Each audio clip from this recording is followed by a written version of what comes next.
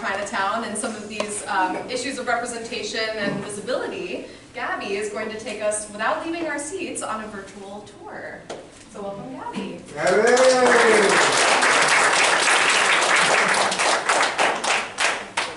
So this project that I'm going to be talking about today is something that I worked on specifically with 1882. So that was like my kind of scope. So when I wanted to start talking about the presentation, I want to talk about some pre-internship goals that I had before I had even chosen to apply to 1882 and commit my time here. So these are the main goals that I had. A lot of them kind of did have to do with Asian American activism, but the one I'm going to be talking about today is number 1, which is develop and apply skills related to areas of study that I'm considering in college. I just finished my first year at UVA, and I have no idea what I want to do, as a lot of college students I think agree with. So I was really exploring like what kind of history interests me, what kind of things I want to talk about. And extracurricularly at UVA, I am a member of the University Guide Service, so we give historical and admissions tours to prospective students as well as tourists who are interested in seeing Thomas Jefferson's Historic University as well as the Charlottesville area. And so coming into this internship, I really knew that I could take these skills that I had gotten from my tour guide training, talking about history, telling narratives, and sharing stories, but apply it to a context that was A, very underserved, and B, more relevant to my personal experience. So I aim to develop a walking tour of the DC Chinatown neighborhood. Up until about 2 days ago, I was actually on crutches. I sprained my ankle last week, so Bianca told me that I should call it the Chinatown Limping Tour. It's a working title, but this is what we've got. So I wanted to include 7 stops on the walking tour, 4 major ones that I would talk a little bit more and go more in depth about where we were standing, and 3 minor ones that would just highlight the area and the space that we were looking at. I wanted to be about 1 hour in runtime, and a major goal of this was actually to make it for the community rather than for like the tourists that Abby was mentioning, kind of the ones that would come to the neighborhood, see this Chinese imagery and the signage and see the food and be like, okay, that's all that's here. It's a very superficial place, which is a common narrative surrounding the DC Chinatown neighborhood as it has changed throughout the years. But I did want to make it for the community, talk about the history of the people who are here, and make the neighborhood special and the efforts in bringing it together today. I wanted to touch a lot on themes of a Chinese American identity, the changing neighborhood, and political identity of the neighborhood, and the kind of spot that it played in this nation's capital. So each stop that I designed, each of the 4, is based on a concept or theme surrounding one of these things. So research and development included 3 major steps. The first one was discussions with former Chinatown residents. I have to shout out Harry Chow, who gave a talk story 2 talk stories ago. Talked about his experience growing up in the 50s and 60s in the Chinatown neighborhood, and what it was like kind of being a young Chinese American at that time of kind of political movement in the nation's capital. The second one was Through Chinatown's Eyes, April 1968, a documentary touching on the DC Chinatown neighborhood's experience with the riots following the death of Martin Luther King Jr., and journal and book research, so more traditional things, including these 2 titles here. So when we did come up with the tour, there are 4 total stops, which are these first 4. The first is the original Chinatown residence and the development of the ethnic neighborhood, taking place at the Moy Family Association House, which is actually the 1882 office, which you, of course, you now know where it is, thanks to Abby. The second stop would be community building and young Chinese Americans, so talking about what life on the day-to-day would be like, what Chinese Americans would do to build community, find each other, and how these neighborhood connections would spread. Taking place at an alley that actually holds a former bean sprout factory that would provide all the bean sprouts to all the Chinese restaurants developing in the area. It also served as like this open playing space for that a lot of kids would gather at and like play little street games. The third has to do with activism and political identity. This stop is actually the one that I'm going to be kind of giving to you today as if we were standing there, because we don't have time to do the entire thing. But activism and political identity is at 8th and 8th Street on the side of the wall of Jade Palace. Why it was there will be explained in our next stop. Next slide. And the last stop actually takes place at the Chinatown Friendship Arch and talks about modern changes to the neighborhood, the gentrification myth, and kind of this preservative effort that groups like OCA, CACA, and 1882 have kind of taken to make this neighborhood still a kind of hotspot and important place for Chinese Americans. The additional stops are at Wallet House, Guanyin Temple, and the Sutter Boarding House, which are all more historical places, but have a little less to do with the community itself.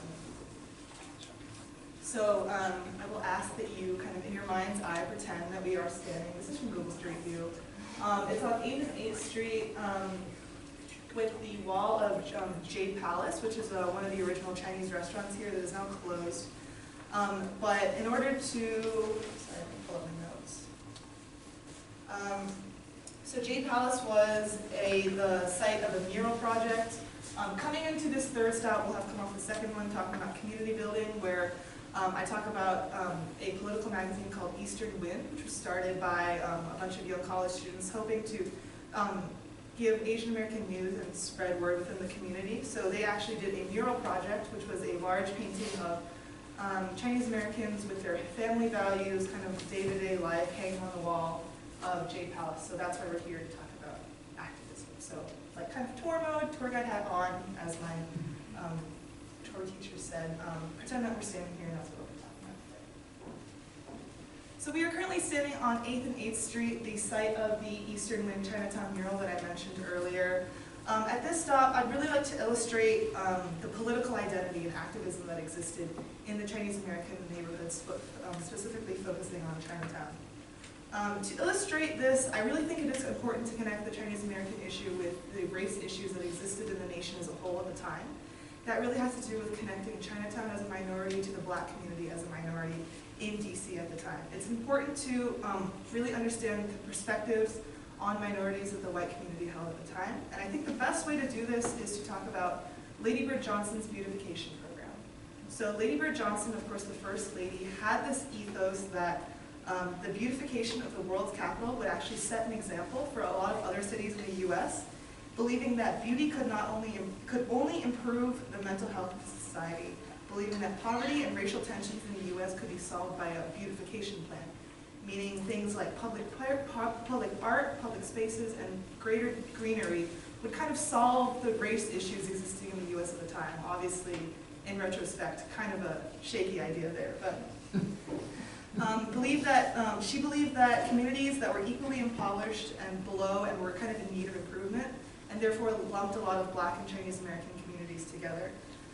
They worked with First Lady Johnson to plant trees, make community spaces more beautiful through public art and a general increase in greenery. But this demonstrates the closest and similar perception of black and Chinese American communities that would heavily play later as when we explore the place of Chinatown in April 1968. So, April 1968. Martin Luther King Jr. is assassinated and the nation kind of falls into chaos. DC's Chinatown is especially affected as it was connected with a lot of historically black neighborhoods in the area. DC at the time was 62% black and was a huge activist hub. They would actually have the first black mayor of DC just a few years later, so the civil rights movement was especially picking up speed in this area. Residents of DC reported rioting, burning, and looting of businesses and storefronts, and actually all businesses, including Chinese ones, were asked to close early out of respect, and those that were not were burned and destroyed. However, it's important to note the Chinese American community's reaction by narratives, rather than kind of what the white and black protesters would have had, as it's important to tell the stories of the people who were actually here. So there are two stories that I'd like to share here today. The first actually comes from Harry Chow. His family ran a laundry, and a young woman came into his business saying that they were going to burn the business down. But a friend of his actually advised that they put out a large sign in front of the store that said the words "Soul Brother" on it, in order to indicate their kind of solidarity and connection with the black community, which was so under attack at this time. They were actually spared by the looters. So this kind of shows that these minority groups were in kind of tight connection and had the solidarity with each other, kind of fighting this divide and conquer myth. The other story that I want to share has to do with a grocery store run by Chinese immigrants that was actually located in the historically black Shaw neighborhood. They were extremely close with their neighbors, often found comfort with them or good friends with them. And on the night of the riots, while they were just staying inside trying to keep their heads down, they actually found large white X's painted in soap on all their doors and windows, indicating to the rioters and the looters that they should spare this business, that it was like that they were to be protected and spared from this kind of reaction at the time. This really emphasizes the sense of solidarity between these two communities and fought the divide and conquer narrative, as I said earlier. But however, following the riots, the neighborhood was essentially shut down for a week. A lot of Chinatown residents were scared by the events that were happening. They weren't really politically connected, so just knew that these things were happening to them, but didn't really have a say in either of them. And many would actually report it as to be the reason they would move out into the suburbs afterwards. But in order to talk more about the Chinese American experience of themselves, I think this race context, this racial conflicts of the greater nation at the time is really well highlighted by the kind of conflict of Chinese American identity of the time. A former Chinatown resident remarked in the 2016 documentary, "I was a lot different than my African American peers. I was asked to use the back door. They had to use the back door." This kind of racial relationship between these groups really illustrates that Chinese Americans were quote-unquote caught in the middle of this racial tension. Many of them found themselves wishing that they were either white or black to kind of not have to play this third-party, underlooked, and underserved role in the racial divide. Young Chinese Americans also didn't fit in with their older Chinese immigrants who found young Chinese Americans who mostly didn't speak the language or weren't very connected to the culture they called them juksing, which means empty bamboo, kind of suggesting that their American upbringing left them devoid of culture and devoid of what made them Chinese to begin with. So that's what a tour stop would look like on the tour. Of course, I'd open it up for questions. And then we could continue walking. So that's just an example of what one stop on this tour would look like. Thank you. Yeah.